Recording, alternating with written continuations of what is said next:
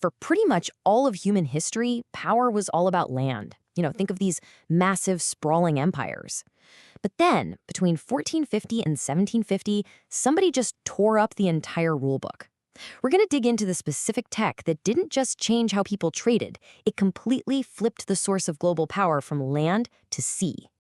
And that brings us to this huge central puzzle. How on earth did a handful of relatively small European nations suddenly start calling the shots across the entire globe? I mean, it wasn't because they had these giant land armies. It's because they figured out how to master the oceans. The question is, how did they pull it off? And this right here really shows you that fundamental pivot we're talking about.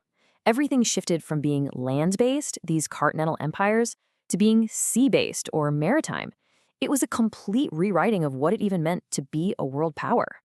So let's explore how this created a brand new map of power. And this one wasn't drawn with borders on the ground, but with shipping lanes that crisscross the oceans. This is where the whole story really kicks off. Now, it's really important to get this. This revolution didn't happen because of one single eureka invention. The real story, the secret sauce, was this powerful combination. It was about taking existing knowledge from all over the world and then layering very specific, targeted European innovations right on top. Okay, so let's start with that foundation. Before Europe could really innovate, it had to adopt.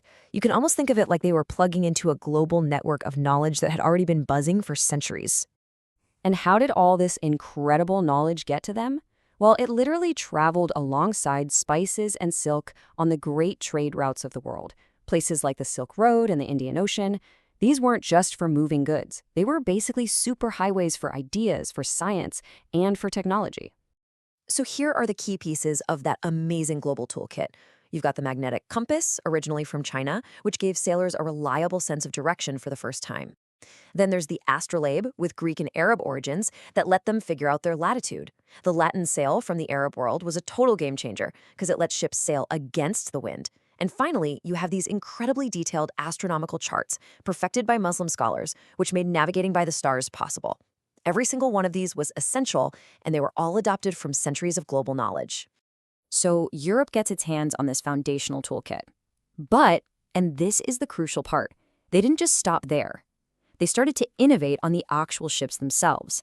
And this is where that adaptation piece of the puzzle becomes so important. And this wasn't just random tinkering. Each new ship design was a strategic tool built for a specific job.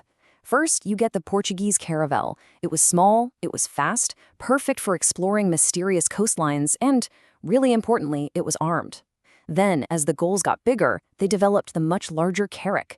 This thing was a beast, designed to haul tons of cargo over huge distances while still packing heavy cannons to protect it. And then came the Dutch flute, which was just a masterclass in efficiency. It was designed for one thing and one thing only, maximum cargo with the smallest possible crew.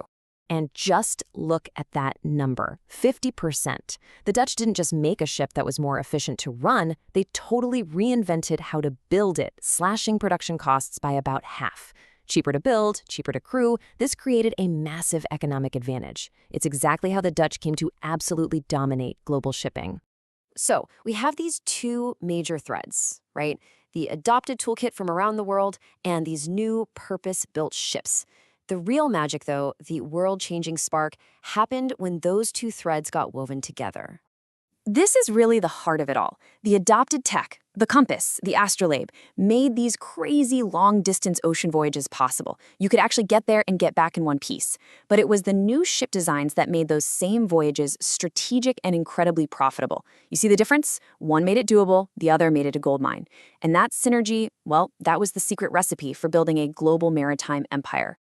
Now, it's really easy to look at all this and just file it away as history. But this pattern of innovation, this blueprint, it's absolutely timeless. And it's still incredibly relevant to us today. And if there's one thing to take away, it's this. It was never about starting from zero. It was about taking existing knowledge that was already out there from all over the world and then adding specific targeted innovations right on top of it. That combination is what reshaped everything. This adopt and adopt model isn't some historical footnote. It's basically the fundamental blueprint for how innovation almost always works. Think about it. So much of today's progress happens in exactly the same way. You build on existing ideas, often pulling from different fields or cultures, and then you adapt them for a brand new purpose. Which, of course, leaves us with a really fascinating question to think about. As we look at the world around us right now, what are the technologies being borrowed and adapted today that might be getting ready to cause the next massive global shift? What's going to redraw our map?